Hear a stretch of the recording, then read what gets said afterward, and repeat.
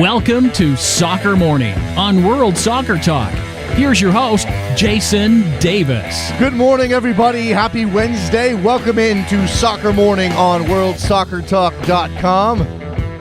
Hope you're having a lovely final week of 2015. We are here for you, as I said, on a Wednesday morning, lining up quite the show. I mean, this thing is going to be humdinger, as my grandfather would say one time like 30 years ago.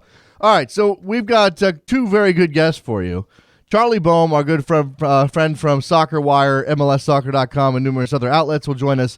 There's some big news in the world of youth development and maybe not what you're expecting. We'll get to that with Charlie in just a couple of minutes. Also on this program, Paul Tenorio from the Orlando Sentinel to talk about the aftermath of yet another change at the front office level for Orlando City Soccer Club. And this relates not only to Orlando City, which is obviously the established organization that has a year of MLS under their belts, but also to the academy system down there in Central Florida and the new women's team, the Orlando Pride. Armando Carneiro, the academy director, former academy director of Benfica, who was handed the chief soccer officer job, has stepped down after 2 months.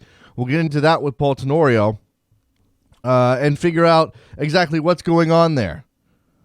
In the meantime, let's hit the news. We'll roll through some headlines here. Lots of things happening in European soccer, of course. We've got a couple of things in the FIFA realm.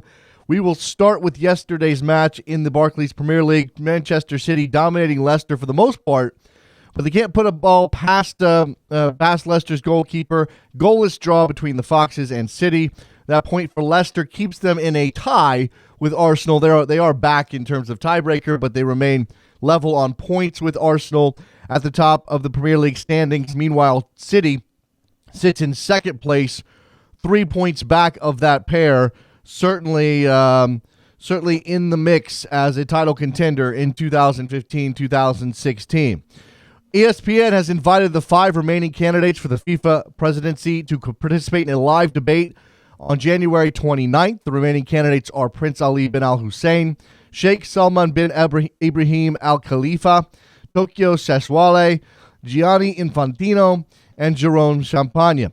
That obviously means, that list obviously does not include Michel Platini, who has been banned by FIFA for 8 years and is going through his appeal process. Here is the statement from ESPN.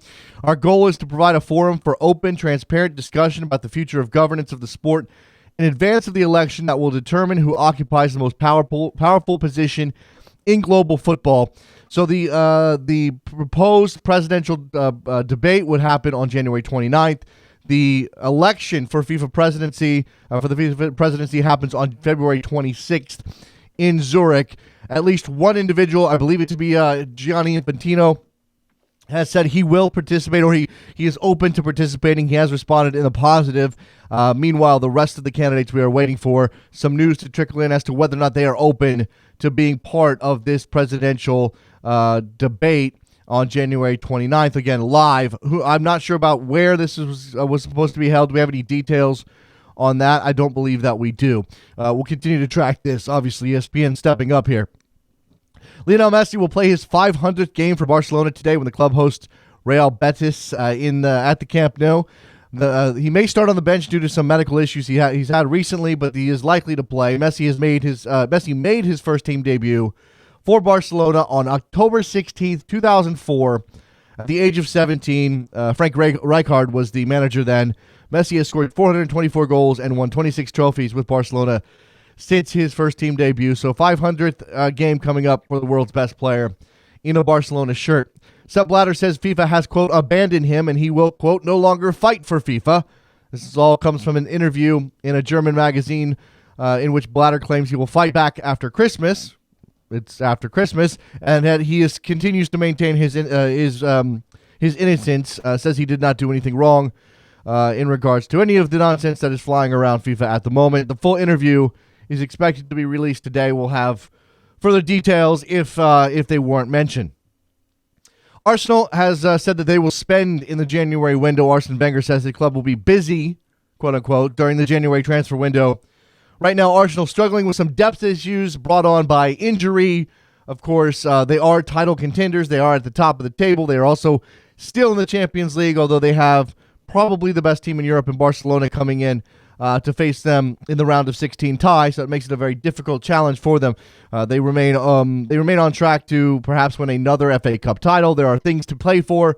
Clearly, Arsenal has not traditionally spent during this window, or at least not in any reasonable, in any significant way. We'll see. They do have, I believe, a deal lined up for the midfielder we talked to Andrew Mengen about yesterday from FC Basel. Was that El Meni, I believe was his name. So we will be checking on Arsenal's movement in the January transfer window as that thing gets ready to open up in just a couple of days' time. Again, we are in the final week of 2015, getting ready for 2016 to open up. And just a reminder here, since we're talking about it, we will be here today, we'll be here tomorrow, but we will be off Friday for the new year. I imagine most of you will have other things you'll be doing that day anyway, and then we'll be back next year, 2016, on Monday. I believe that's when we're coming back. All right, reminder, Charlie Boehm, Soccer Wire, MLSsoccer.com, number of other outlets. He'll join us in just a couple of minutes. We're going to talk, here's what we're going to talk to Charlie about. U.S. Soccer is set to launch a Girls Development Academy in 2017. This is big news in the women's soccer world as it relates to the development of players. Can the United States continue to maintain their advantage over the rest of the world in talent? This may be a necessary step to doing so. Also, after Charlie, Paul Tenorio from the Orlando Sentinel. We'll talk to him about the continued turmoil there at Orlando City. Now Phil Rollins steps in to the breach to run the soccer operations at that club. And then we'll take your phone calls after that. It's a big Wednesday edition of Soccer Morning here on WorldSoccerTalk.com. Stick around. Don't go anywhere. Get some water, because that's what I'm going to do. And we'll see you in just a minute. Charlie Boehm coming up.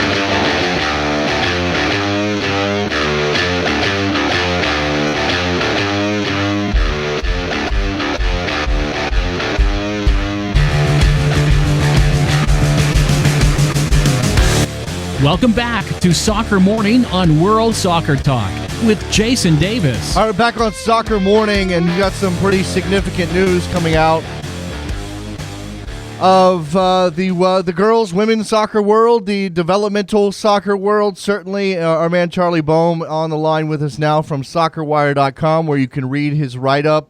Here's the headlines: sources. U.S. Soccer set to launch Girls Development Academy in 2017, likely relegating ECNL to second tier. Charlie, how are you?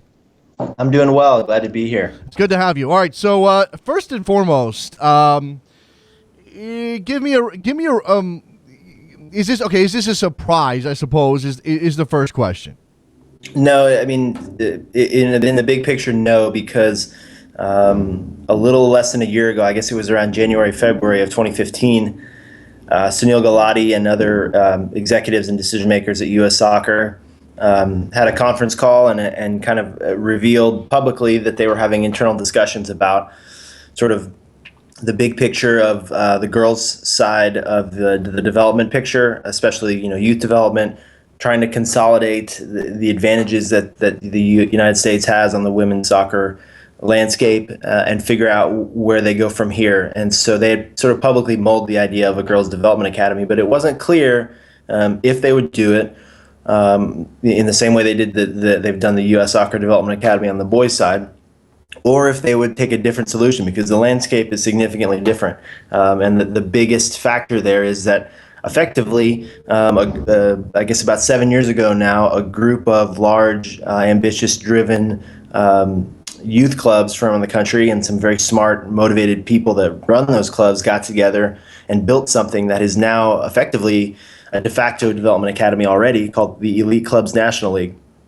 It works independently but cooperatively with U.S. Soccer, and it does so without funding. It gets funding from sponsors, mainly Nike, but it's the exact same size as the Development Academy. It has the same focus. It has a not entirely identical, but a very similar competition structure and conference structure, and the same sort of mentality in terms of club-centric development. Trying to get more of the best players playing one another. But it is, while the Development Academy is not entirely paid to play, or it's not entirely free, it's the Federation has tried to move the boys' elite system towards a free-to-all system that doesn't charge players or their families, whereas ECNL is effectively sort of an evolution of the existing system, but one of the biggest, I guess, drawbacks to it is that it is still pay-to-play. There are scholarships that are awarded by both clubs and the league, but it still has to basically pay its own way. And so, that's one factor among many here in this news that I've discovered over the last week or two here. But, there's going to be a lot of devils in the details here, because we're waiting to see what this looks like, why U.S. Soccer has decided to start from scratch here, and a lot of layers to unpack here. Absolutely. Okay, so we remain unclear on some of the details. Certainly, this is early days, but It behooves me to ask, Charlie, whether or not this has all the hallmarks of that most American of soccer ideals, which seems to be conflict. Are we seeing are we going to see a fight here? Well, I'm trying to tease out some more information on that front. I've got some more people that I want to talk to in the days ahead. But one well-placed source that I did speak with said that they consider it.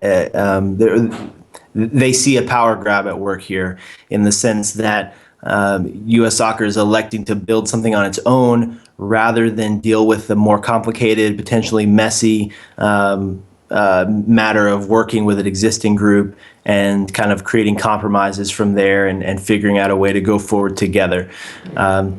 If you want to look at that from a more positive note, you could say that U.S. Soccer wants to build its own thing to give the impression or I guess strengthen the idea that they are working independently, that they're coming in as the federation, as most federations do, from above, with a solution that incorporates all parties, because there's a rivalry that's going on across the youth soccer landscape on both boys and girls, in the sense that there are competing sanctioning bodies.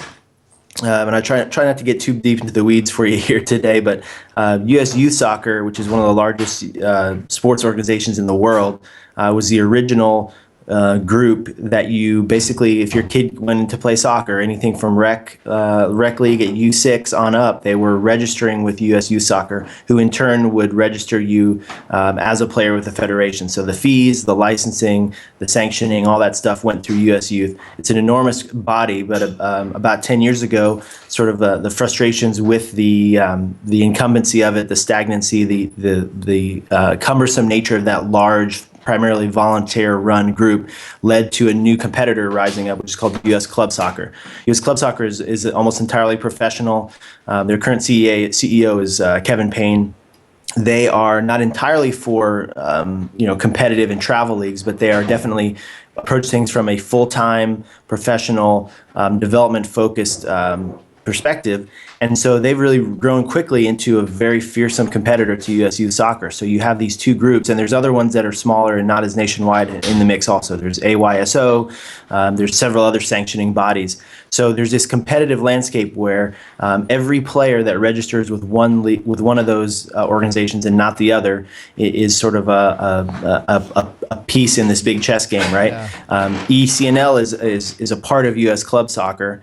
And I suspect there may be a factor here where U.S. Soccer wants to come in and try and be the parent in a situation, and rather than be seen to side with one side or another, they want to sort of throw a new cap on top to create maybe a system that everybody on the landscape is more comfortable buying into. Right. I suppose that the path of least resistance is, instead of getting siding with one of these groups, is to just kind of over the top say, hey, we're gonna pull our own card here. But again, I mean, I wonder about wonder about whether or not everybody can get along, because that's always the issue here, Charlie. And let me just I'll play this role, even though this is kind of dense, and I admit it. I think some people may say, well, look at, our women just won a World Cup. We seem to be developing talent fine. I don't know if that's down to the ECNL or some other mechanism. Certainly college soccer in the women's game has a big role to play, but at the older stages. But why is it necessary to invest in girls' development, I guess, is a pretty dense question, but maybe one people are asking. Well, we see what the women's national team did in the World Cup last summer. And you see the depth of that team. I mean, they're the second team, the backup 11 for the women's national team could put out. It would still probably be a top 10 power in the country, in the world scene. There's so many players. And this, we can trace this all the way back to Title IX, right? No sport has benefited more from Title IX, the gender equity law passed in the 70s, than women's soccer. There's far more, Division I scholarship programs. There's far more women's soccer programs in every level of the college scene than there are men's, and there's more scholarship money. And so really, I mean, in a sense, ECNL is trying to grow better players, but they're also providing a more efficient scouting mechanism for Division I coaches. The reason that players and their parents want to be in ECNL is that the scouting exposure you get to big-time college programs, and then as well to U.S. soccer scouts, is unparalleled. Their events have the densest collection of talent in the country. It's not to say there aren't excellent teams and excellent players in the National League, which is U.S. Youth Soccer's sort of top competition, elite competition. But ECNL has taken things to the next level. But I think the U.S. Soccer probably still has a sense that the system isn't working as efficiently as it should be. There's millions and millions of girls playing the sport, but on the national or the international scene, we're seeing an enormous head start in women's soccer, sort of slowly but surely get frittered away. Some of that is inevitable because other soccer powers are paying more attention to girls soccer and women's soccer, that they're investing more, that they're getting more players involved. So I think some of that's inevitable, but the question is, could we be doing more to maintain our lead, and stay on top? Not just, win trophies and compete trophies, but be a dominant power on the level that you see with Germany or France or Argentina or Brazil in the men's game. Yeah, and I guess some people, the cynical among us, will say, well, look, it's not as though U.S. Soccer is pumping out the talent on the boys' side. Why should we trust that they have some sort of idea of how to do it on the girls' side? And that's a valid point. It is. There's a lot of problems. It's tougher on the boys' side. That said, though, there's major investments have been made in the DA. Between scholarships, the coaching infrastructure that goes along with it. There's reason to believe that in the long term, the DA is going to work. I certainly, like many others, have significant reservations about the way they're going about it.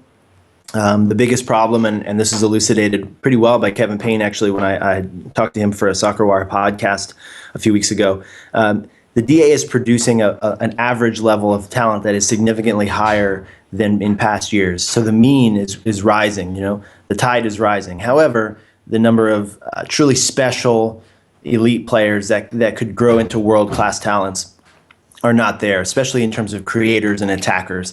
And it's a very similar picture on the girls' side. We produce a lot of volume. We produce a lot of certain types of players, a lot of athletes, a lot of physically strong, fast, powerful players. But the system is less efficient at nurturing playmakers, players with vision. But I will say again, if we look at ECNL, so for example, Morgan Bryan, who was one of the most influential players on that women's national team at the World Cup, she's the first ECNL product, and granted, she only played as an older player in their U23 league, so she's not a full-fledged product of ECNL, but she's the first ECNL alum to come into the senior team. But if you look further down the pyramid, the youth national teams at the U15, U17, U20 level, they are dominantly ECNL products. We're talking about 70, 80, 90% of these national teams are ECNL products. So what they've done in a relatively short amount of time is really impressive.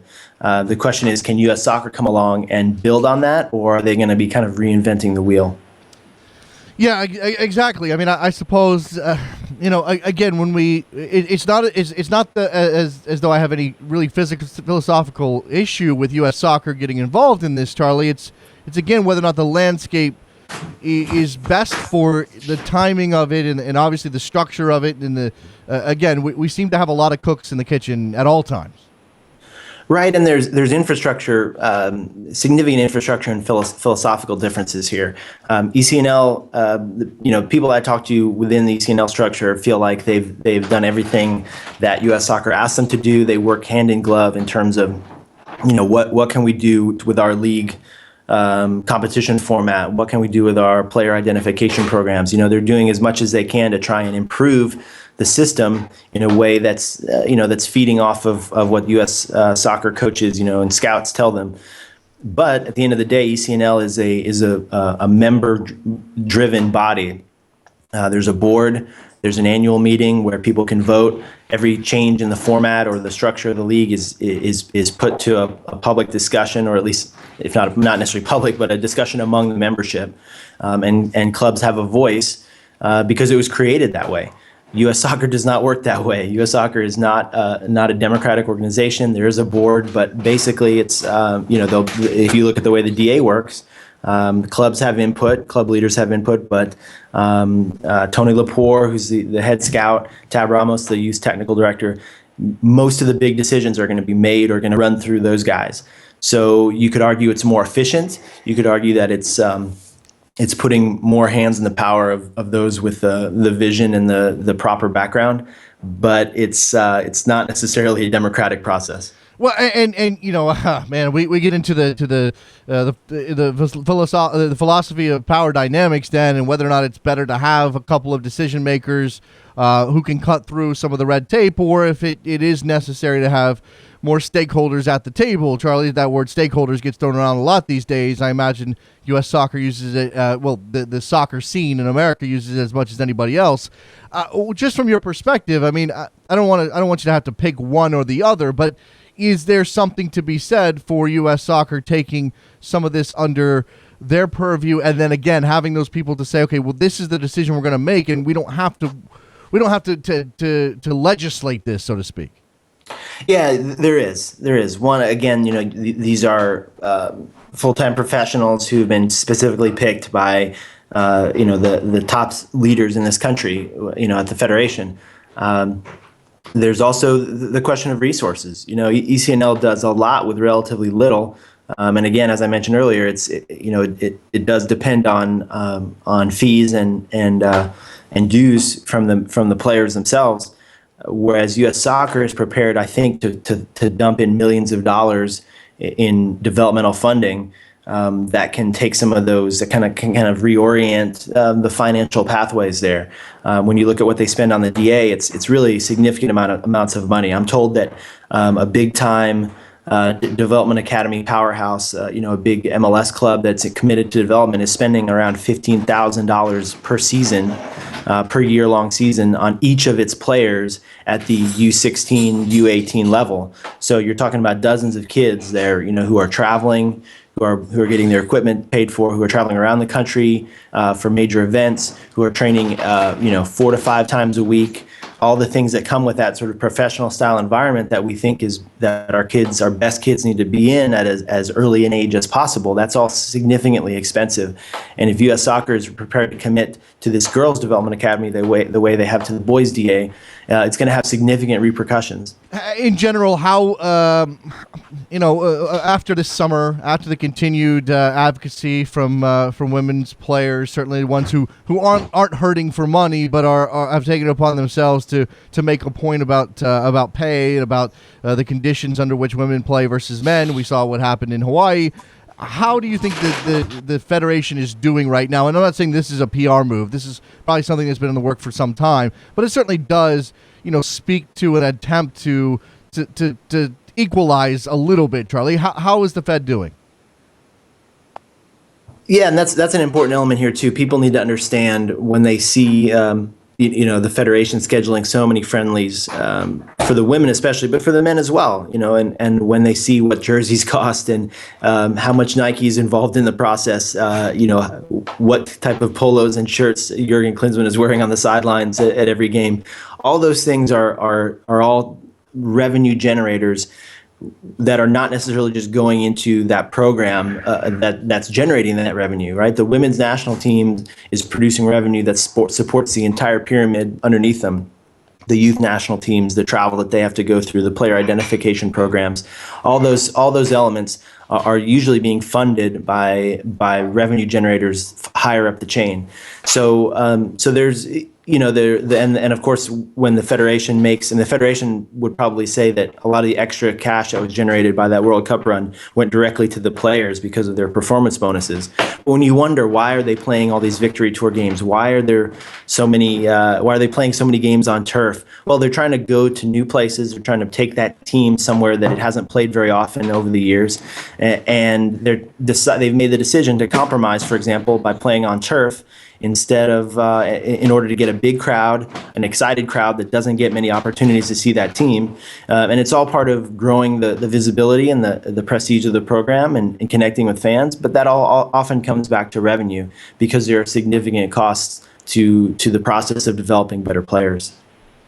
Yeah, absolutely. So much of this comes. So many of these questions come down to money in the end, and as you said, maybe one of the more significant differences here is between the NCNL, which seems to have been cobbled together by these clubs as necessary, as need dictated, and what U.S. Soccer is doing is that element of the cost that goes to the player. Cost is going to go somewhere, Charlie, but if it's not going to the player, that's certainly an improvement. Is there?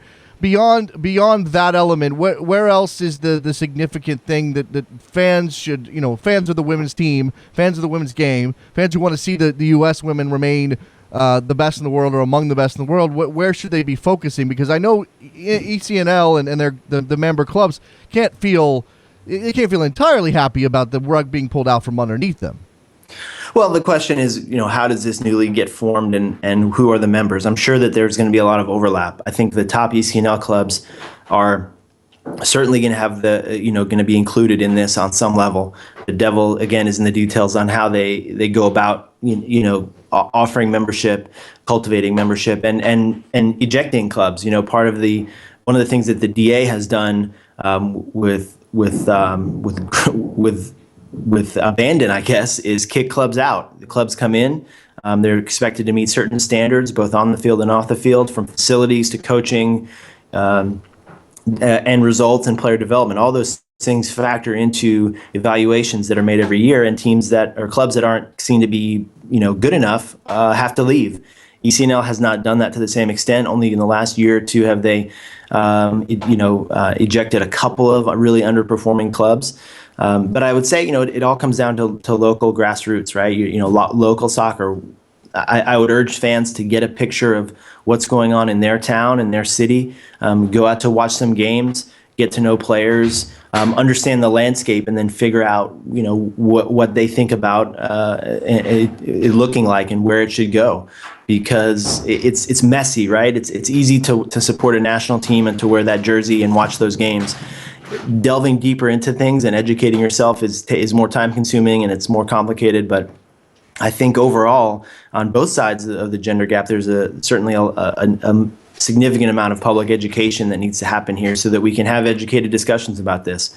And I think if you do, again, with both sides, if you care about the national team's results and if you're concerned with the style of play you see or the lack thereof, if you're wondering, why you're not seeing more top players coming up through the youth ranks, well, ask these questions, find out about things, and so that you can form an opinion and that you can start to speak out. I really think that's an important element here because the national team's results are directly impacted by what's happening at the U15, U16, U17 level today as we speak. Charlie, I'm going to this is in the same realm, but I'm going to take a little bit of a turn here, and I don't know how this will impact or this will be this will be a thing in the women's the girls' academy system or not, or the DA for the girls. But we've heard a lot about double pass over the last year. Do you know at all where U.S. Soccer stands with the implementation of double pass in their system and how they're reviewing DA clubs on the boys' side? Yeah, so there's been, I know that Double Pass has gone through, and I think they've been going club by club and making evaluations and recommendations. I don't know if that process has completed, but I think they're well into it. Another big part of it, what's happening, for example, on the coaching side. Everybody knows that the coaching infrastructure in this country is far short of what it could be or what it should be. And so there's a concerted effort has been made to expose more coaches to high-level environments, to the best practices of the best European clubs. So in the fall, we saw at least one coach from every single development academy program, I believe. I definitely know on the MLS level, it was every single club. And I think probably it applies to a lot of the youth-only clubs as well. They went over to Europe and spent significant amounts of time embedded in the environments of big-time Bundesliga or Spanish or English clubs or French clubs. So that's happening. In terms of the final recommendations, I don't know whether there's been a sort of a complete package report that's been delivered as yet.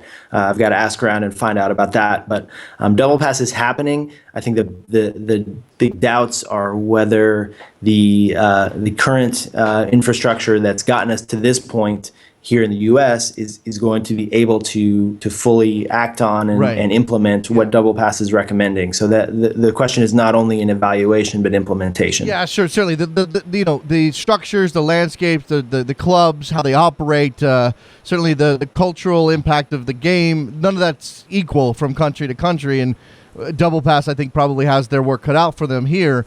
What I understand about Double Pass, Charlie, is that this is it works on a system of rewards, incentives for clubs that are doing good work. I guess that hasn't kicked in. They're still in an evaluation phase.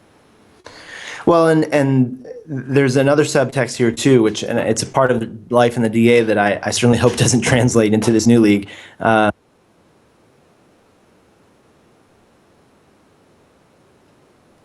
Charlie, are you with me?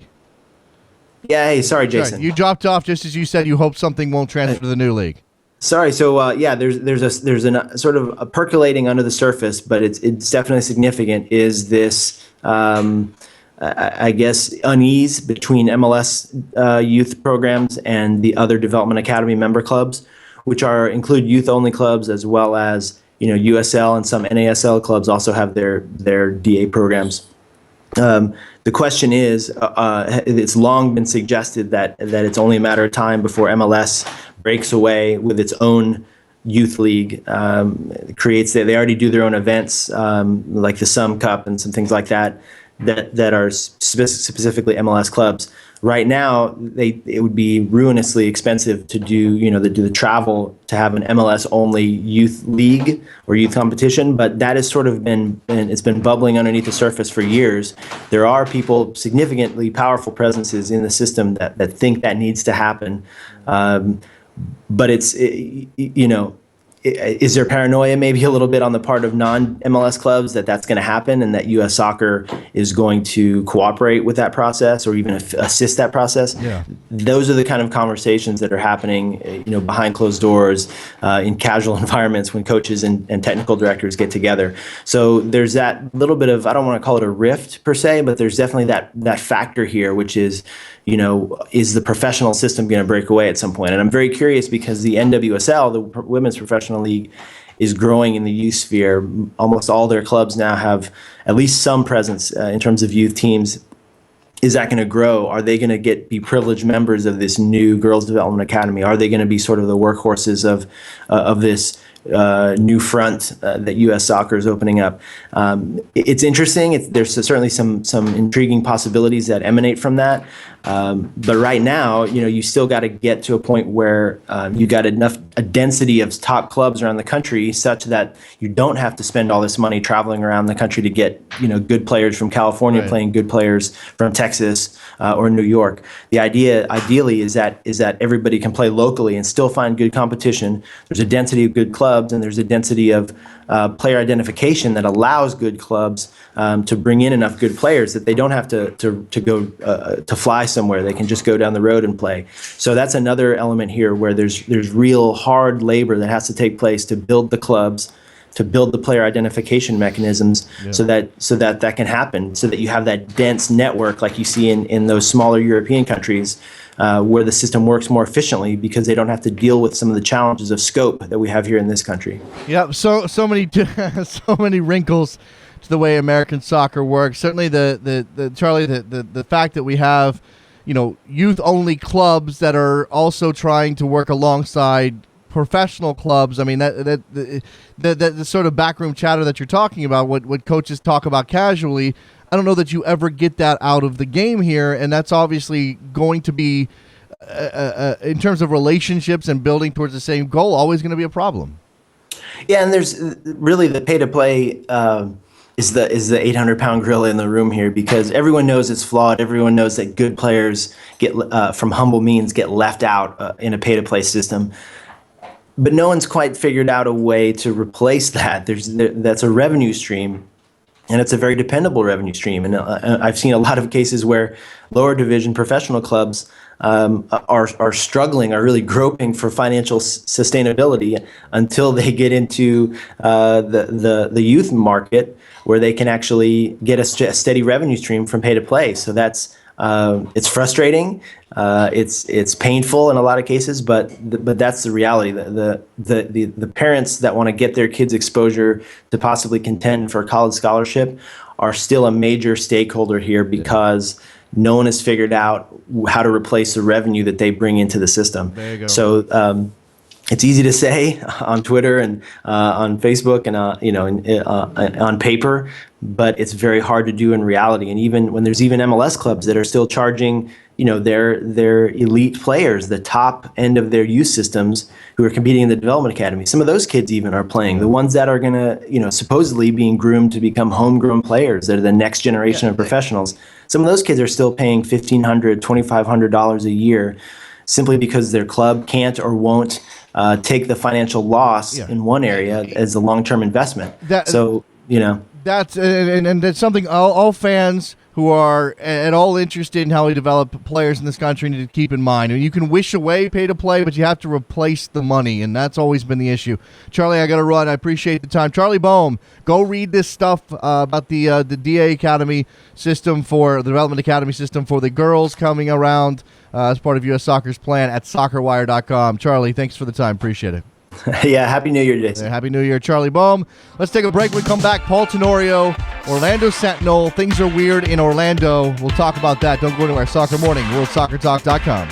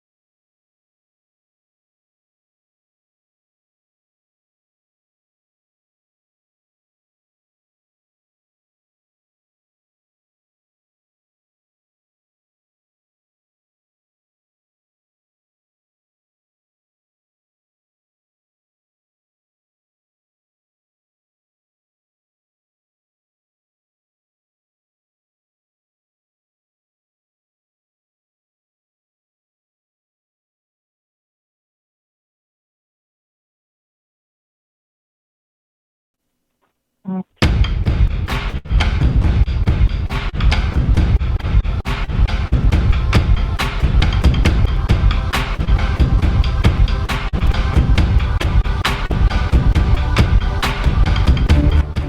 back to Soccer Morning on World Soccer Talk with Jason Davis. All right, here we are back on Soccer Morning. Next to last show, penultimate. It's a big word. Use it in your regular life. Penultimate show of 2015. On the line with us now, Paul Tenorio from the Orlando Sentinel, because things are dramatic down in Orlando. Paul, how are you?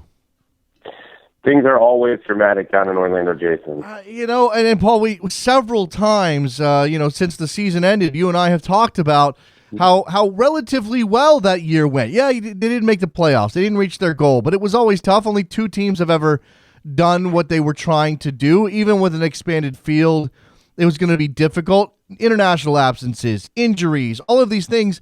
And all we've seen since the season ended is turmoil and change. And the latest news is that Armando Carneiro, who's been on the job for 2 months, has resigned due to personal reasons. I don't want to speculate about his reasons, if they're actually personal, Paul, but this has got to be a blow. Yeah, I think no matter how you cut it, no matter how you look at it, this is going to be considered and looked back at as a bizarre, embarrassing little nugget in Orlando City's history. There's no other way to put it. I think it's so rare in sports to see a franchise hire somebody in one of the top positions in its soccer operations or in its sport operations, whether it's NFL or NBA or MLS or whatever, and see that person resign and leave the club less than 2 months later. And essentially what's happened here is they've had somebody who came in, and it's not like nothing had happened during that 2 months. Change was starting to be implemented. We saw one assistant coach leave. Now, I'm not saying that was directly the sole decision of Armando Carneiro, but I do believe it was part of a wave of change that occurs in the front office. We saw Paul McDonough leave, which is a direct influence of Armando Carneiro arriving. And so you've got a franchise now that is in a state of flux that it was not in at the end of a 2015 season that, as you said, by many observers was considered successful. Just outside of the playoffs, considering the fact that they had lost some star players to injury over the course of the season, they were able to stick together and nearly make the playoffs going into that final week. And now the question is, what is this Orlando City team going to look like in 2016? And what is it going to look like in the longer term? Maybe not on the field. We have a better idea of what it'll look like there, but in the front office and in the kind of DNA of what Orlando City is and will be as a franchise. And so much of what had changed there seemed to be a shift, if not in philosophy, then certainly in culture. The culture of the club, for lack of a better way of saying it, following Flavio da Silva and the ownership, and you and I, you mentioned that they had some ambitions about being international and those kind of things, and Carneiro fit into that mold, and with him out, I mean, do they stick to that plan? I know Phil Rollins is going to step in for now, but are they looking for another person in the Armando Carneiro mold? Excuse me. That to me is the biggest question going forward. I think we will know a lot about which direction Orlando City is choosing to go in the next few months when they make this hire. If they go with an MLS experienced GM, somebody who knows the league, understands the league, or at least understands the culture of American soccer in some capacity, maybe even similar to Chicago Fire's recent hires, where they'd been involved in U.S. soccer as a player or as a director of USFF, something like that. Or do they go international again? Do they look down into Brazil? Do they look to Europe and bring somebody over? I think that is, to me, going to be the biggest move for this franchise in kind of how it plans on proceeding, how it plans on operating for the long term. And, I don't have a guess yet of what they're going to do. If you put together a list of candidates for an MLS franchise, there are some strong candidates and some decent candidates around MLS, but you simply can't guess where they might look internationally and what that might mean. So certainly I think that they have a lot to discuss within the club about, okay, are we going to learn something from this whole Armando Carneiro experience? Are we going to learn from some of the feedback we heard from the fans and from people around MLS about that hire, or are we going to stick with the idea that we can find somebody elsewhere in the world who knows how to run a soccer club better because they've run another European club or South American club and they have that experience, and we can find a way to help them transition in where they will have time to learn MLS before fully taking control. Well, and this comes back to the loss of McDonough in light of Carneiro's hiring. Do you think that they would, if now that they know that Carneiro wasn't going to last more than 2 months, do you think they'd go back in time and find a way to hold on to McDonough, especially as a bridge to whatever else is going to happen now? Yeah, I mean, I think hindsight's 20/20 on that one, right? I mean, you lose a GM who had done a pretty good job building the roster, who had a good relationship with people in the front office. It's not as though he was a divisive figure at all. And I think even if you look at this move now, knowing what the end game would be, I think even the timing of how everything went could have been handled better. That maybe it would have been a smoother transition and allowed things to work out a little bit better. Had Armando Carneiro been hired in March or April after the offseason occurred, I think that would have been something that would have worked better. Had he been hired as a consultant and was given 6 months to be around the club and learn MLS before, getting a promotion into that soccer operations job, I think that would have allowed for a little bit of an easier transition and given him time to get his boots on the ground, to understand the American culture, to learn MLS, to be around Paul McDonough, working the many different rules of MLS, and it might have allowed for a smoother transition. But all of that now is done. There's nothing you can do. Paul McDonough now is running the roster of your regional rival in a year. And now you have a search to try to find somebody as qualified that can come in and push your roster over the top and make you into a playoff contender.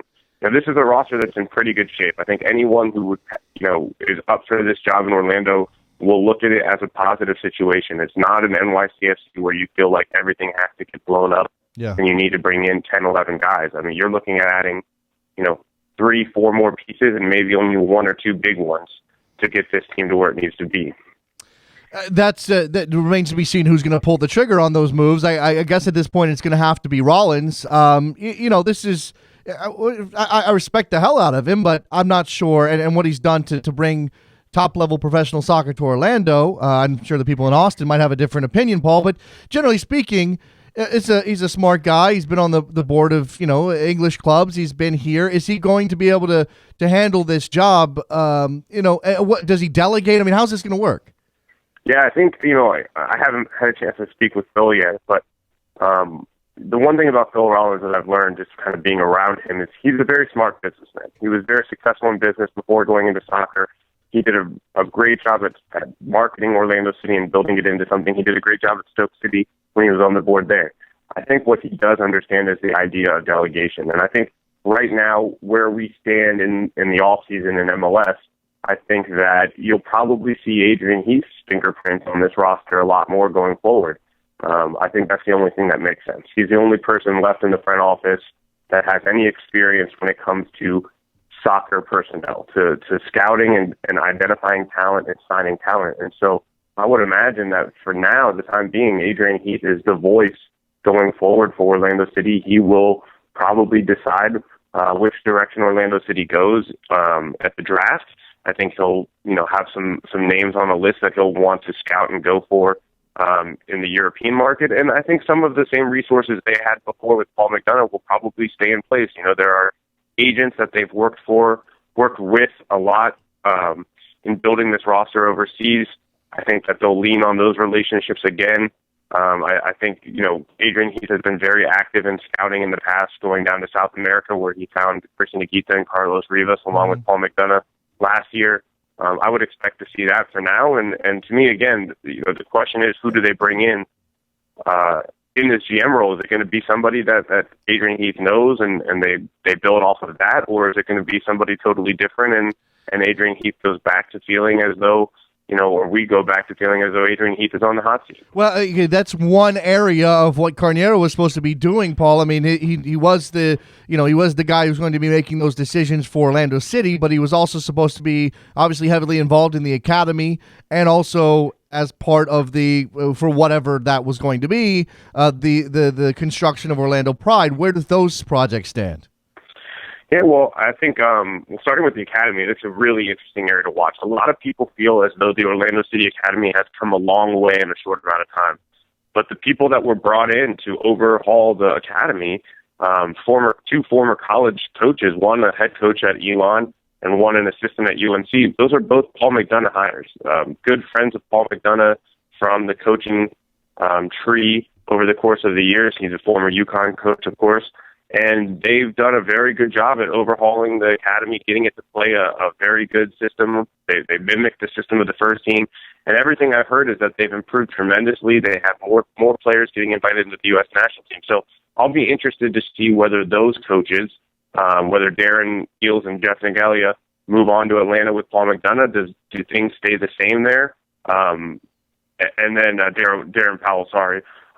Or do they stay in Orlando and continue to work in the academy? When it comes to the Pride, I think that's another hire Orlando City has to make. If they're not going to look to a GM that's familiar with American soccer, that also understands the NWSL, then they're going to have to go out, I think, and find a GM specific to the Pride. Paul McDonough stayed on in this kind of transition role. He was very, very active and very, very involved in building the Orlando Pride roster to this point. So they're going to need to find somebody that can come in and put those final pieces together for Tom Sermanni. I'm sure he has a lot of input, just like Adrian Heath right now, in finalizing this roster, because there isn't anyone with a very direct, strong knowledge of the women's game in that front office right now. So I would be surprised if they make an international hire. I would be surprised if they didn't add a specific GM for the Pride. My guess is that they're going to have to find somebody to come in as an assistant GM specific for that team, just because it's such a unique league and a unique base of knowledge you need. So I would say Orlando City probably has 2 to 3 hires they need to make in their front office in the next couple months. And really for the Pride, they need to speed that process up and get somebody in sooner than later. How much does Carneiro's resigning impact whatever leadership Flavio Augusto da Silva has been showing, Paul? Because, again, it's easy just logically to go, okay, well, you got a Brazilian, you got a Portuguese director. There's clearly a shared language at least. This seems to be da Silva who is pushing the program. Does he take a step back now in the interim while they look for somebody? Is he still going to be out front? How has his leadership impacted the original sort of grassroots feeling of the club that started under Phil Rollins? Yeah, it's a great question. This was absolutely a Flavio da Silva hire. Flavio lives in Portugal. His son plays at Benfica. He had a relationship with Armando Carneiro that goes back several years, and he recruited and worked hard to get Armando Carneiro in Orlando. So absolutely was, the fingerprints of Flavio Augusto da Silva all over this hire. I am very intrigued to see how that answer plays out myself. I mean, does Flavio look at this as a mistake? Does he look at it as it was just the wrong fit? Does he blame, people within the club or, media or fans for making things uncomfortable for Armando Carneiro, and he goes in the same direction? I think that's a big question. I do think that he will continue to exert more influence over this team. I mean, he spent a lot of money. He's invested a lot of money in this team, from buying the franchise itself to paying the MLS franchise fee to now building this stadium with personal funds. I mean, he's got a lot of money tied up in this club. So I don't see his influence backing down at all. I just wonder whether he will go hands off in the sense of soccer operations and say, maybe I understand that MLS is a different beast and I'm going to find somebody who knows this league and trust them to do the job. Or he could double down and say, okay, you guys think I got it wrong this time. Well, I know a lot of people in soccer, and I'm going to go find somebody I know from Brazil or Portugal or whatever to come in, because I do believe that's the right direction to make Orlando City a global name that will be talked about, in the same breath as Manchester United and Real Madrid. I don't know, and I'm very interested to see how it plays out, because I think that's at the base of the question is what direction does Flavio want to go, and how he specifically is going to handle the fallout from seeing the person he brought in leave so quickly. I think is at the base of where Orlando City goes from now. Is how does Flavio look at this whole situation? Yeah, look, ultimately, it may come down to Flavio's opinion and his what he wants to do as the money guy. But Paul, and you and I have sort of fleshed this out before, but I'll ask you this again as we close out this conversation. Do you see this as some sort of fundamental battle between, a more worldly or international approach as directed by Flavio Augusto da Silva and a more locally focused approach? Is that a false narrative? I mean, does it have any influence over where Orlando City goes from here? Certainly, I think that is the battle when we go back to what we started talking about with the culture of this club. I think that Orlando City was very much built on that idea of local and community, and I do think that when you talk global and international, even if that is your goal and your aspiration, it can feel very disconnected from that original culture and identity, and I think that's what's caused some of this angst among the fans. Now, when it comes to how you move forward as a club, I do think that for the most part, among there's probably four key characters in this whole thing. I would say that for the most part, the majority of them are on the same page, or at least claim to be on the same page. Not all of them, but the majority regarding some of these hires that have happened. So I think that if Flavio wants to go with an international flavor again, it's not as though I think you'll see Phil Rollins expressing disgust with that idea or being hesitant to promote and talk positively about the next hire. I do wonder, though, after all of this went down, whether Phil Rollins will have more of a voice in saying, okay, this is what went wrong with this. Yeah. This is what we need to consider before we make another hire. Yeah. And that, to me, will be the kind of back and forth that could end up occurring is the people who are on the ground in Orlando saying, okay, Flavio, maybe this won't work because X, Y, and Z happened in the last 2 months. Interesting to see if Phil Rollins and his influence grows in light of what happened with Armando Cañero. We're talking to Paul Tenorio from the Orlando Sentinel. We're going to let him go. Paul, Happy New Year. Thank you very much for your contributions throughout the campaign or throughout the calendar year. Hopefully we'll talk to you plenty in 2016. Absolutely. Happy New Year to you as well, Jason. Thanks for having me on, as always. There goes Paul Tenorio. Excellent stuff. I mean, best beat guys in MLS right there, Paul Tenorio. Go read his stuff. Let's take a break. We come back, open up the phone lines and talk to you on a Wednesday, Soccer Morning, WorldSoccerTalk.com. I'll read the book you like. I'll read that stupid poem. I've been between the ink. You'll always never know.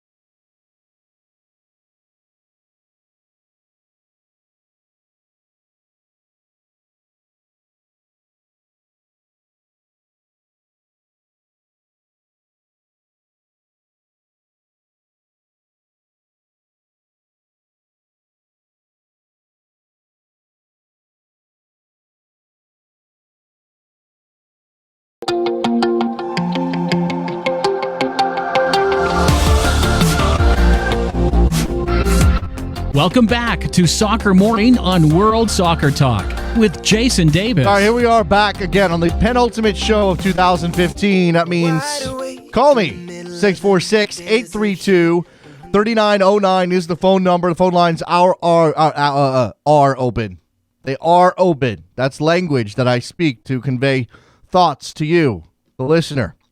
We can talk about anything on your mind here on a Wednesday, but certainly the two topics we've covered today with Charlie Boehm from Soccer Wire and with Paul Tenorio from the Orlando Sentinel of significant interest in the world of American soccer. I expect we'll continue both of those discussion over on SiriusXM FC Channel 85 today. If you happen to subscribe, check us out. If you don't, you should check us out. Get yourself a subscription or a trial subscription and check us out. It's good stuff over there. Lots of fun. The situation with the girls' academy system.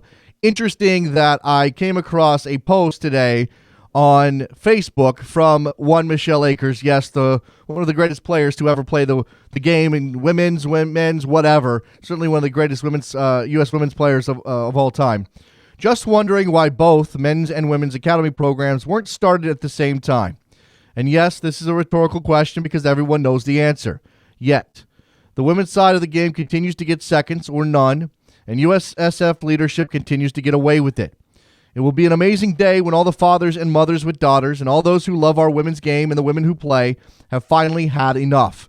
So a little bit of hostility, anger on the part of Michelle Akers, and probably rightfully so. Now, U.S. Soccer can't go back and change how they did this. Is it too late for them to get any credit? Eric in Florida, you're on the air. Hey, Jason. Glad you had Paul on today. I wanted to talk a little bit about the dynamic that could be coming up with Phil Rollins and Flavio down in Orlando, and kind of the tension between those two, if there is any, because it seems like the fans really get behind Phil down in the community, and then he seems like the brains behind all the soccer moves, and Flavio's more so on the money side, and if you think those two will butt heads any over all the changes. Well, I mean, I'm not sure that Phil's necessarily the soccer guy. I think Phil's the businessman who got into soccer, saw an opportunity in an American market. I mean, I don't know what his connection with Austin was originally, but he went to Austin. He found it. I mean, say this about Phil Rollins, and I like the guy, and I've had good conversations with him, and I hope we can get him back on the show in the very near future. In fact, Trevor, let's try to book him. He is pretty cold and calculating when it comes to the business aspects of this sport. I mean, he's been that guy. Yeah. He uprooted, not up, I don't say it that way. He took a team away from Austin to move it to Orlando because there was a better chance of getting to MLS in Orlando. That's a flat out fact. I don't like that as a sports fan. I don't like relocation as a rule, but I have to stand back and sort of, as I assess the situation, give Phil Rollins credit for what he accomplished in Orlando. They got a stadium deal done. He's been the driving force. He's been the face of that effort. I don't know that he's the soccer guy. The soccer people are Adrian Heath, and obviously you hire Carneiro for that. Obviously, Flavio da Silva thought he was doing the right thing in pushing for Carneiro to come in. I don't know what the situation is. I don't know that they butt heads because I don't know their working relationship, Eric. But I imagine that the guy spending all the money is going to want to have some influence, and the guy who's built it is going to want to have some influence. And yeah, they may have some conflict. Yeah, it's interesting with the fans down there right now. They're kind of up in arms with the possibility of the club going away from their grassroots, which I think is a little premature. But there are members of the Rockets outside headquarters a week or two ago, kind of protesting. There weren't many, granted, protesting the changes that Carneiro had made. Now that he's gone, it's just interesting what's going to be going on down here in the next few months. And I think I talked about this recently. I was careful to paint these, and maybe you would know a little bit better than me, Eric. I don't know. Maybe there's not a sense of exactly how big these things are. I don't think this is a massive protest. This isn't the majority of the fan base. In fact, generally speaking, you can assume that the majority of the fan base isn't paying attention to this stuff at all right now. The people who are buying season tickets may not be aware of what's going on behind the scenes, or may not, they may hear that Carneiro has left, but they may not understand what that means, and they may not be upset about it the way that some fans are upset about sort of the culture change at Orlando City. Again, my interest here from this perspective is whether or not there's a philosophical battle going on between let's be international, let's be a South America focused team or an internationally focused team. Let's make our club as big as possible, and that means we're going to do X, Y, and Z, versus let's consolidate what we've built in Orlando and not take that for granted and be about Central Florida first and foremost. And I think that's where we're headed. Yeah, for sure. It's going to be interesting times. I appreciate the call, Eric. Happy New Year. Yep, thanks, Jason. You too. Right, there goes Eric down in Florida. We'll talk to Richard in Philadelphia. What's going on, Richard? Hey, Jason, how you doing? Doing well, sir. All right. I told Jared, I was going to call about the girls' soccer thing, but it kind of more went to what I wanted to talk about. Because you asked what? Because you asked what she said. What Michelle Akers said. Why wasn't it done earlier? And of course, we talked about the men and the women. And unfortunately, I think it's because the high priority is to get the men to win the World Cup, because that's when soccer will be popular, most likely.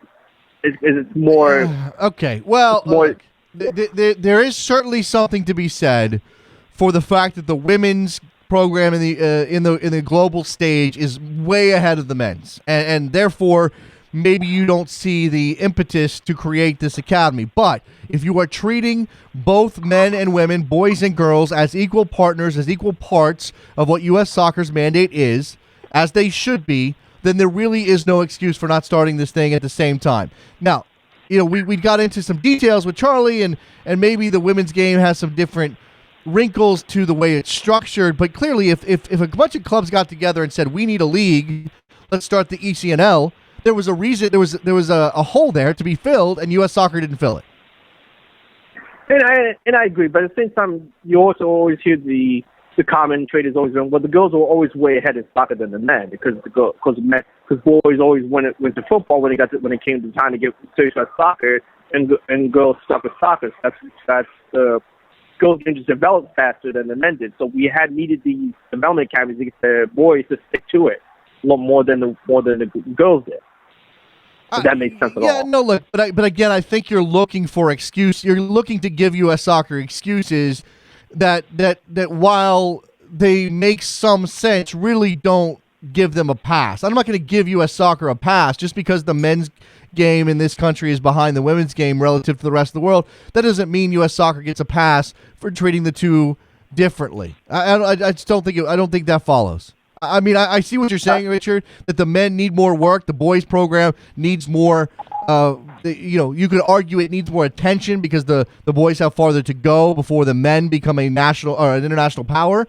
But that all you're saying then is you're basically saying that the women don't matter as much because we don't care about holding on to their to their supremacy. I mean, I'm not saying you're not. I'm not saying you're not going in the right direction. And again, okay, so Trevor's bringing up the financial issues. He says, was U.S. Soccer in a financial position to launch both simultaneously? I mean, that's a good question. And if they could come out and explain that, that'd be great. But we don't think we're going to get that answer, do we? No, you're right. You got anything else, Richard? No, that was it. I had a whole other thing planned, but I'll just call you tomorrow. No. Go ahead. I got like 4 minutes before I shut it down, so you might as well jump in here. Okay, then I was going to talk about. I was listening to your Christmas Eve show. And you talked about the soccer bubble not being big, and I totally agree with you on that. And that all soccer to us, the soccer bubble is huge because we always hear the reports of saying, "Oh, soccer is now bigger than NBA, bigger than NHL." But then I always say that people, we may know the soccer bubble is huge, but to the casual sports fan, it's still soccer bubble is still small, and they don't notice it. So we as a soccer fans, we majorly underestimate the casual sports fan as much as we. Absolutely we do. And I think what maybe I don't know if I explained this the way that I think about it perfectly, Richard, is that there's while soccer is growing and soccer the market is becoming bigger and there are more soccer fans every day. What has happened is that those soccer fans sort of exist in the shadows because the mainstream sports culture in this country is still being directed by people who don't care about soccer. So, or for the most part, generally speaking. So you have these two things happening at in parallel to each other, where it's basically that there's a blind spot in the mainstream media for soccer. So that impacts soccer's ability to have influence in the world, in the world of American sports. That, while we shouldn't deny that soccer has grown and that soccer is getting bigger and that there are a lot of soccer fans out there now that there weren't 10 years ago, we also have to acknowledge that breaking through on the mainstream is as much about the importance of soccer, generally speaking, as it is about those people directing the conversation. Basically, this is why soccer has developed its own conversation right here. It's why my show exists. It's because we had to fill a hole that the mainstream media hadn't filled yet. And I agree, and that's why whenever I bring up Powell, they say Powell's a silver bullet, and I say, you don't understand it. Say, you don't understand. Yes, we could bring in Powell, but instead us bringing the casual fans, like, no, trying to explain in American terms what happens in Europe to American fans will be hard, and they won't understand it, and it could hurt soccer if we automatically have Powell right now. Like, even now, like, trying to explain when the MLS does a transaction, trying to explain it in American terms, it just makes it seem like MLS doesn't know what the hell they're doing. Yeah. So you say, well, we'll trade this guy for allocation money for a transfer fee in 2016 to go, okay, we're all used to the American way of doing things. So we try to understand it. We just go, this makes no sense whatsoever. Yeah, one thing about the MLS transactions, thanks to the call, I'm gonna let you go, Richard. Appreciate it, man. One thing about MLS transactions is not only are they hard to explain within a soccer context, because generally speaking, it's a free market, money for players in the rest of the world, but it's also impossible to explain in an American sports context because while we do have salary caps in the NBA and NFL and a luxury tax system in Major League Baseball and a salary cap system in hockey, the rules are still so arcane that it becomes impossible to explain, and they're so the tradable mechanism or the tradable assets are different. It's blah. Jeez. All right. Let's wrap this up. Thank you for listening on a Wednesday. Go to iTunes, give us a rating and a review, and do all that stuff. We're charging into 2016. I put this out on Twitter yesterday, and I'll do it here. You can either hit me up on Twitter at DavisJSN. You can send an email, I guess, at I think jason@backhill.com might work. If it doesn't, let me know. I'll get you a different email address. Looking for what you want to see from the show. I mean, we obviously can't do everything. We have limited resources, but we've got some goals here. Things I want to do in 2016, things Trevor wants to get done in 2016, things we want to charge forward with. We're always looking for investment and people who want to jump on board and help out the show and do various things. So if you have an idea in that area, let me know. I think that's it, right? I mean, you know, I'll hit this again tomorrow in the last show of the year, but it's a good place at the end of 2015 to sort of look back. This is our first full year, right? Or is it our second full year? My God, how long has it been since we've been on the air? I guess that was 2013 we started. Second full year of Soccer Morning. So that's in the books. We'll be back hopefully with another full year in 2016. I think 2 full years is pretty amazing. We're 2.5 already? God, man, it's crazy. All right. Thank you very much for listening. Thank you to Charlie Boehm. Thank you to Paul Tenorio. Good stuff all around from those guys. Go follow them on Twitter and the like. And we'll talk to you tomorrow. All right. See you then. Bye.